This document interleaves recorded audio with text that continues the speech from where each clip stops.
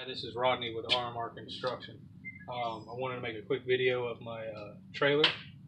I made a video before of my trailer and about this side here, and then I was talking about this side and how I had a little A-frame that was temporarily up there, and now what we've done is we built this out for the last few days, and this is Ron Paulk's plans for his trailer, his smart trailer, and I ordered his plans a long time ago, I don't know, probably 6 or 7 years ago, for the workbench, and I've been using the workbench, and it wasn't really versatile for me to take the jobs.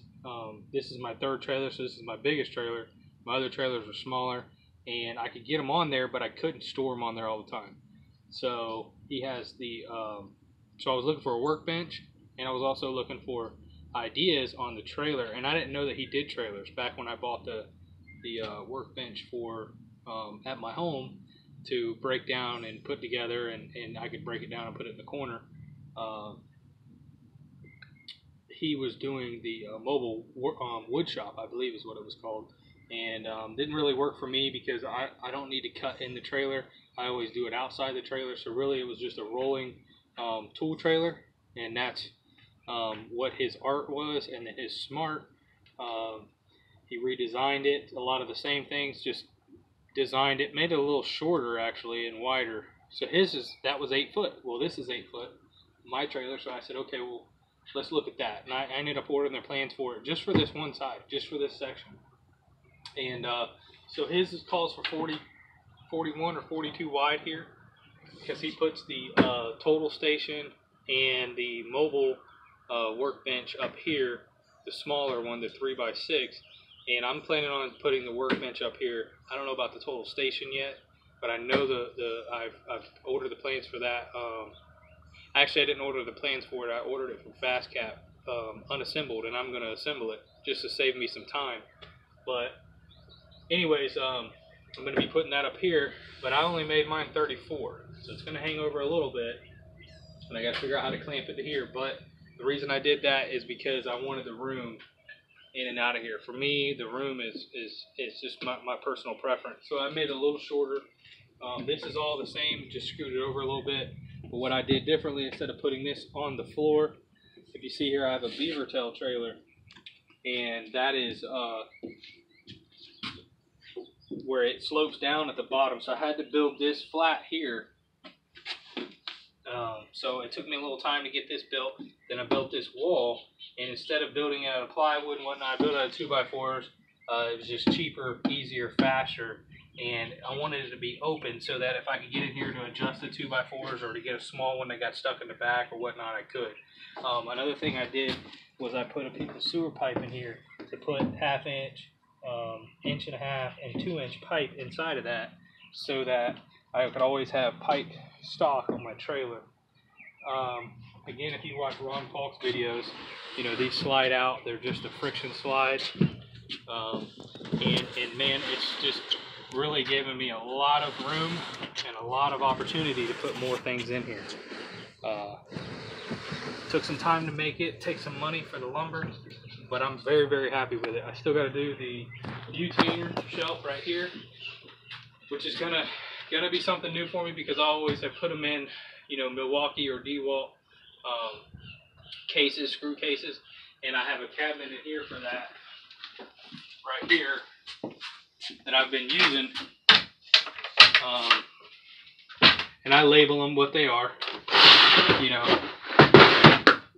But after watching his videos and watching other things like Paul from FastCap, I've noticed that if I can eliminate opening this up and taking this out, and then we can either take this inside, or I just have my guy bring the whole thing, because I don't know exactly what we're going to need, I can eliminate some of that. I'm not saying these are bad. It's worked for me a long time. I really just didn't think about it until I started watching your video. So I think that butainer is going to be able to give me the opportunity to have more variety of screws. bolts and nuts and things like that, and then be able to maybe just have the containers and grab a few of them, put them in a bag, take them inside, instead of having to take the whole system, the whole thing inside. And then one of the major things I'm going to change about this section over here, if you look at his plans or know about his trailer, is he has two drawer banks here, one here and one here. And I'm not going to do that. I'm going to do one drawer bank at this height here. Okay, it's going to give me 4 or 5 drawers. And then I'm going to put a sheet of plywood on top of that and probably build a wall here and a wall here out of plywood. I'm going to take this out and I'm going to build a wall, and it's going to be able to slide my sawhorses and my chip and hammer back in there. And I'm going to put my tile saw in here. So I'm going to be able to put the tile saw stand back here that's on wheels, and then the tile saw will sit here. It's a DeWalt tile saw, and I'll be able to take the stand out, put it right here on wheels, and then just slide that right on top of it, and then roll it up to where I want to work, roll it back in here when I'm done, set it back up on here, and take the stand and put it back there. I've always had to go back to my shop, when the job's done, take it back to my shop. It's always been a hassle. It's always been something that it's not a real big inconvenience, and it's not a real big hassle. I'm actually very fortunate. I have a shop, and I have the saw, and I have, you know, the work to be able to do it. But if I can put it on the trailer and have it here, it's easy as one, you know, just pull it off, hook it up, and ready to go, clean it up, put it back. So I think that's really going to be a big thing for me. I'd like to get my tile cracker on here. I have a big one on a stand, and I also have a smaller one in a case. And I'm going to plan on trying to find an area to put that in. But right now I'm just focusing on this area. And then after that, I'm probably going to do the nose cabinet. And I'm going to maybe have my table saw on this side, my chop saw on that side, with the vacuum cabinet in between. Because I also have several vacuums. I have a regular shop vac. I have a little suitcase vacuum that I use when I do bathrooms and stuff. And then I just bought the battery powered Milwaukee. I'm going to be using that a lot. I've been using it. It works really good. And then also I have a concrete saw made by Hilti and their vacuum that is a HEPA vac. And that's all at my shop.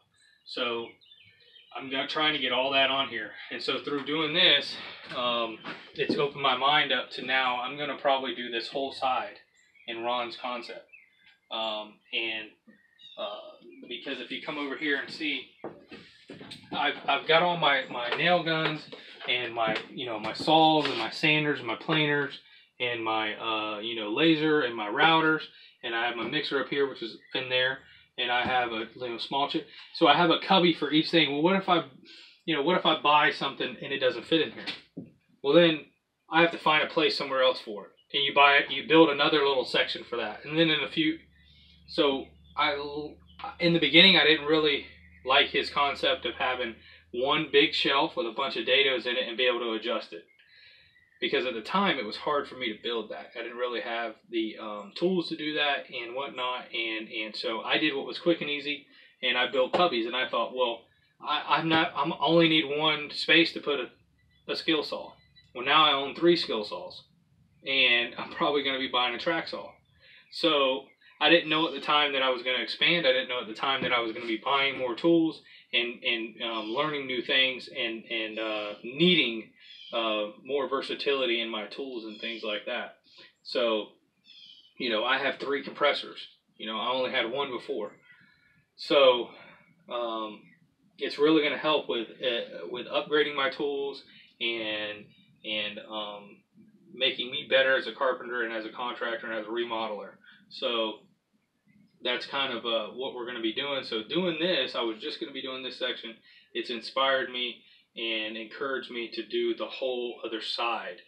So we'll be making more videos of the things that we do. And I just want to say thank you to all the guys on YouTube that make the videos.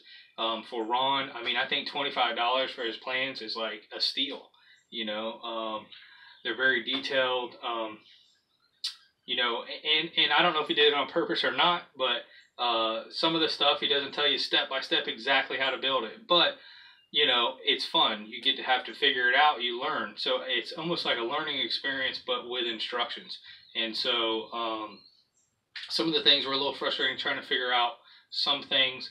But at the end of the day, what it helped me do was learn some of the carpentry skills and things that I wouldn't have if it was just laid out for me step by step. So, you know, I want to thank him and other guys that put their videos up of their trailers and of skills they have and tools they use.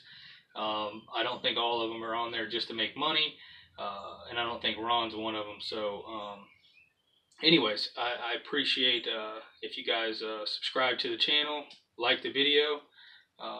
Thank you very much. Have a good day.